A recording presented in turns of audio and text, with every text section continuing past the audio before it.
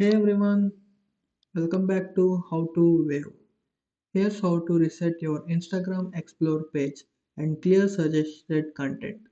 First, open the Instagram app and go to the Explore page by tapping the magnifying glass icon. Tap on posts you don't want to see.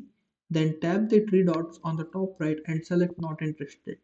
Repeat this for multiple posts to teach Instagram your preferences. Next, clear your search history. Go to your profile, tap the three lines in the top right and select your activity. Recent searches.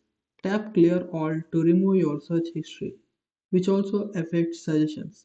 Finally, adjust your interactions by liking and engaging with posts that match your interest. Over time, Instagram will update your Explore page based on these new interactions.